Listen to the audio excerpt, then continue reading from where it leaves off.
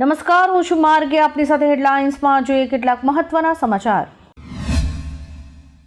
ઉત્તરાખંડના રુદ્રપ્રયાગમાં સતત વરસાદને કારણે અલકનંદા નદીનું જળસ્તર અચાનક વધી ગયું છે. પરિણામે નદી કિનારે આવેલા નાના મંદિરો અને મકાનો પાણીમાં ડૂબી ગયા છે. સ્થાનિકોમાં ચિંતાનો માહોલ છે અને નદી કિનારાના વિસ્તારોમાં સાવચેતી રાખવામાં આવી રહી છે.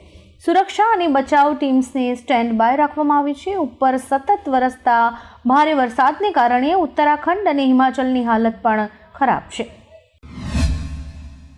સીબીઆઈએ ફાર્મસી કાઉન્સિલ ઓફ ઇન્ડિયાના અધ્યક્ષ મોન્ટુ પટેલના ઝુંડાલ સ્થિત બંગલા પર રેડ કરી છે. તેમના પર કોલેજોને માન્યતા આપવા માટે લાંચ લેવાનો અને નકલી ઇનવર્ડ નંબર, બેકડેટ એન્ટ્રીઝ તથા જીપીએસસી ફાઇલ્સમાં હેરાફેરી કરવાનો આરોપ છે.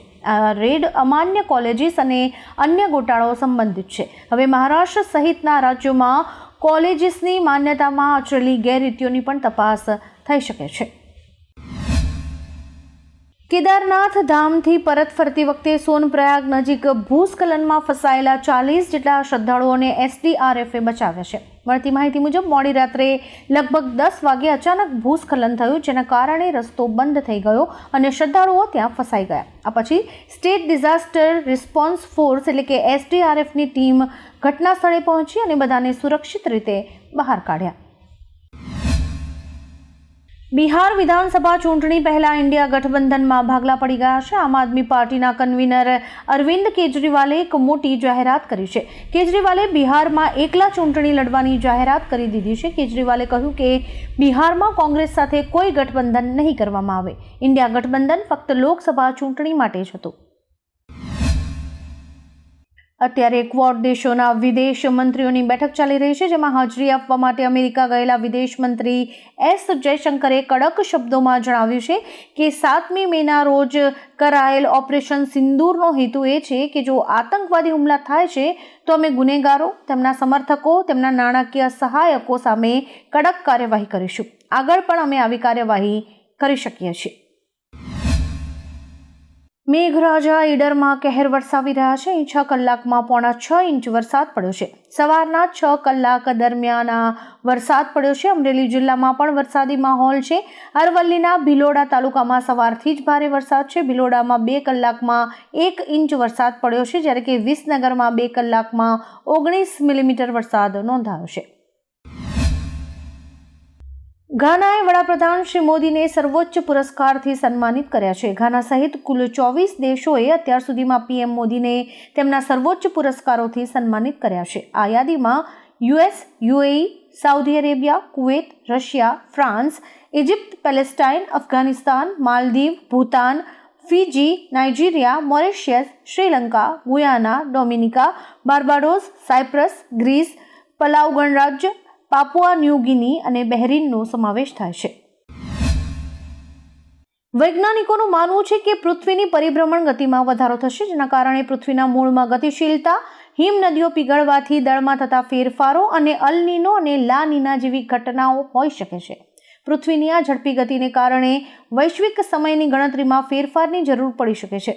શક્ય છે કે 2029માં પહેલીવાર લીપ સેકન્ડ ઘટાડવો પડશે. પાલનપુર શહેરમાં આવેલી બ્રિજેશ્વર કોલોની ટાપુમાં ફેરવાઈ ગઈ છે. આ સાથે જ જાહેર માર્ગ પર ઘૂંટણસમા પાણી ભરાયા હોવાના દ્રશ્યો જોવા મળી રહ્યા છે. આ ઉપરાંત 10થી વધુ ગામોને જોડતો માર્ગ સંપર્ક વિહોણો બન્યો છે. ગ્રામ્ય વિસ્તારોમાં ખેતરોમાં પાણી ભરાતા વાવેલા પાકને પણ નુકસાન થવાનું જોખમ ઊભું થયું છે. ધોધમાર વરસાદને કારણે ખેડબ્રહ્મા તાલુકામાં હરણાવ નદીમાં ઘોડાપૂર આવ્યું છે. હરણાવ નદી ભયજનક સપાટીથી વહી રહી હોવાથી નીચાણવાળા ગામોને એલર્ટ કરાયા છે. Sabarkantha Idar Khedbrahma state highway road ઉપર પાણી ભરાયા છે. સાબરકાંઠાના વડાલીમાં 2 કલાકમાં 4 ઇંચ વરસાદ પડ્યો છે, જ્યારે કે ખેતર બેટમાં ફેરવાઈ ગયા છે. ખેડબ્રહ્મામાં 24 કલાકમાં 5 ઇંચ વરસાદ ખાબક્યો છે અને પાલનપુરમાં 6 ઇંચ વરસાદ વરસી ચૂક્યો છે. ગઈકાલે ભારતમાં ઘણા પાકિસ્તાની સેલિબ્રિટીઝના સોશિયલ મીડિયા અકાઉન્ટ્સ અનબ્લોક કરવામાં આવ્યા હતા. આ વાતને લઈને ભારે હોબાળો થયો અને હવે સરકારે કાર્યવાહી કરી છે અને ફરીથી બધા જ અનબ્લોક કરેલા અકાઉન્ટ્સ બ્લોક કરી દેવાયા છે. જાણવા જેવું એ છે કે બ્લોક કરેલા અકાઉન્ટ્સમાં શાહિદ આફ્રિદી, માવરા હુસૈન, હાનિયા આમિર, યમુના ઝૈદી અને ફવાદ ખાન જેવી સેલિબ્રિટીઝના એકાઉન્ટ શામેલ છે. બનાસકાંઠાના 5 તાલુકાઓમાં પ્રાથમિક શાળાઓમાં રજા આપવામાં આવી છે. બનાસકાંઠાના કલેક્ટર દ્વારા નિર્ણય લેવાયો છે કેમ કે બનાસકાંઠામાં મેઘરાજા બરાબરની બેટિંગ કરી રહ્યા છે. બનાસકાંઠામાં હજી પણ ભારે વરસાદની સંભાવના છે, જેને જોતા પાલનપુર, દાંતીવાડા, વડગામ, ધાનેરા અને ડીસા તાલુકાની તમામ પ્રાથમિક શાળાઓ આજે બંધ રખાઈ હતી.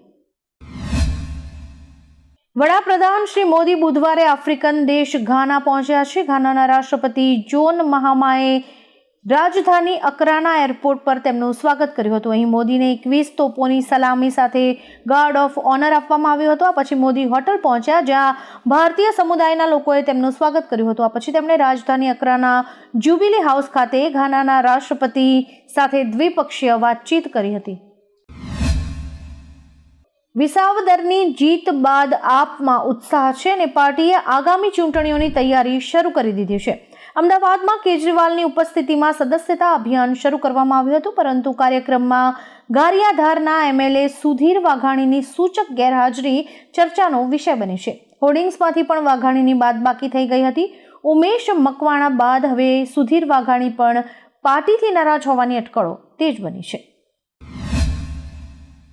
ઝારખંડમાં 2 માલગાડી વચ્ચે અકસ્માત થયો હતો. સાહિબગંજ જિલ્લાના બરહરવા રેલવે સેટિંગ યાર્ડમાં એક મોટી રેલ દુર્ઘટના થઈ હતી.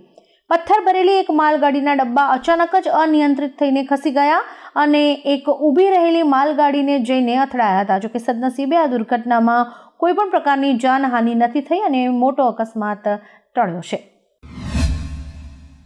બોલિવૂડ અભિનેત્રી જેક્લિન ફર્નાન્ડીઝને દિલ્હી હાઈકોર્ટ તરફથી ઝટકો લાગ્યો છે. 200 કરોડ રૂપિયાની મની લોન્ડરિંગ કેસમાં જેક્લિનને હાઈકોર્ટ તરફથી રાહત નથી મળી. જેક્લિને ઈડી દ્વારા દાખલ કરાયેલી એફઆઈઆર અને તેના પર લેવાયેલી નોંધ અંગે નીચલી કોર્ટના આદેશને પડકાર્યો હતો. જેક્લિને પોતાના પર લગાવેલા તમામ આરોપોને ખોટા ગણાવ્યા હતા અને છેતરપિંડી કરનાર સુકેશ ચંદ્રશેખર સાથે લિવ ઇન રિલેશનશિપની વાતને પણ ફગાવી હતી. બૂથ લેવલ ઓફિસરની કામગીરીમાંથી મુક્તિ આપવા માટે શિક્ષકોએ માંગ કરી છે. મામલે અખિલ ભારતીય રાષ્ટ્રીય શૈક્ષિક મહાસંઘે મુખ્યમંત્રીને પત્ર લખ્યો છે. મતદાર યાદી સુધારણા કાર્યક્રમમાં 95% શિક્ષકોની નિમણૂક કરાય છે. અન્ય વિભાગના 5% કર્મચારીઓને કામગીરી સોંપાતી હોવાનો દાવો છે.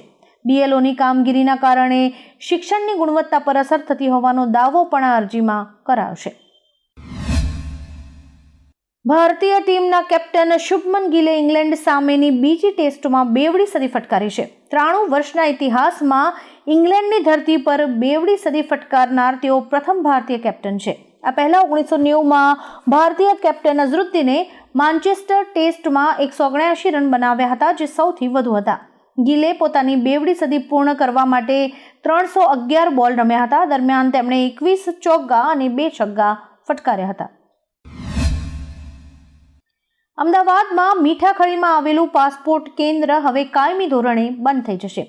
7મી જુલાઈથી બાપુનગરના શ્યામ શિખર 4 રસ્તા પાસેના વ્હાઇટ હાઉસ બિલ્ડિંગમાં પાસપોર્ટ કેન્દ્ર શરૂ થશે. મીઠાખળી વિસ્તારમાં જે પાર્કિંગની અને અન્ય સમસ્યાઓ સર્જાતી હતી, તેના કારણે આ નિર્ણય લેવાયો છે. પાકિસ્તાનની ટીમ એશિયા કપ હોકી માટે ભારત આવશે. આ સાથે જુનિયર હોકી વર્લ્ડ કપ માટે પણ પાકિસ્તાનની ટીમ ભારતની મુલાકાત લેશે. આ માટે જરૂરી વિભાગો તરફથી મંજૂરી મળી ગઈ છે. ભારતીય ગૃહ મંત્રાલય, વિદેશ મંત્રાલય અને રમતગમત મંત્રાલયે પાકિસ્તાની ટીમને આંતરરાષ્ટ્રીય સ્પર્ધાઓ માટે ભારત આપવાની પરવાનગી આપી દીધી છે. આ પહેલા પહેલગામ હુમલો અને પછી ભારતે તેનો બદલો લેતા તાજેતરમાં ભારત પાકિસ્તાનના સંબંધો બગડ્યા હતા. આમ છતાં પણ ભારતીય ગૃહ મંત્રાલય અને વિદેશ મંત્રાલયે પાકિસ્તાનની ટીમને ભારત આવવા માટેની પરવાનગી આપી દીધી છે. આદિત્ય ઠાકરેને સુશાંત સિંહ રાજપૂતની ભૂતપૂર્વ મેનેજર દિશા સાલિયાનની આત્મહત્યા કેસમાં ક્લીન ચીટ મળી ગઈ છે. મુંબઈ પોલીસે હાઈકોર્ટમાં દાખલ કરેલા સોગંદનામામાં દાવો કર્યો છે કે તબીબી અને વૈજ્ઞાનિક પુરાવાઓથી એવું સાબિત નથી થતું કે દિશા સાલિયાનની હત્યા કરવામાં આવી હતી કે તેની સાથે કોઈ પણ રીતે જાતીય હુમલો કરાયો હતો. સંજય રાઉતે કહ્યું કે સીએમ ફડણવીસે માફી માંગવી જોઈએ. અમેરિકાના રાષ્ટ્રપતિ ડોનાલ્ડ ટ્રમ્પે સત્તા સંભાળ્યા બાદ ટેરિફ લાદવાની જાહેરાત કરી હતી. રેસિપ્રોકલ ટેરિફમાં વધારાને કારણે સમગ્ર વિશ્વના નાણાકીય બજારો હચમચી ગયા હતા. ટેરિફને કારણે અમેરિકાના ઉદ્યોગને લગભગ 70.5 લાખ કરોડ રૂપિયાનું નુકસાન થયું છે. ટ્રમ્પની ટેરિફ નીતિથી સૌથી વધુ ભારત, ચીન જેવા દેશો સાથે વેપાર કરતી કંપનીઝને નુકસાન થયું છે. સાઉથ સુપરસ્ટાર પવન કલ્યાણની ફિલ્મ હરિહર વીરમલ્લુનું ટ્રેલર રિલીઝ થઈ ગયું છે. હિસ્ટોરિકલ એપિક ડ્રામામાં પવન કલ્યાણ ઉપરાંત બોબી દેઓલ પણ શક્તિશાળી શૈલીમાં જોવા મળશે. ટ્રેલરમાં મુગલ સામ્રાજ્ય બતાવવામાં આવ્યું છે, જેમાં બોબી દેઓલ ઔરંગઝેબના રોલમાં ઉગ્ર દેખાઈ રહ્યા છે. પવન કલ્યાણ વીરમલ્લુની ભૂમિકામાં છે. આ ફિલ્મ 24મી જુલાઈએ સિનેમાઘરોમાં રિલીઝ થશે. આવા જ કેટલાક રસપ્રદ સમાચારો નિહાળવા માટે અમારી YouTube ચેનલને લાઇક, શેર અને સબસ્ક્રાઇબ કરો અને જોતા રહો હેડલાઇન્સ.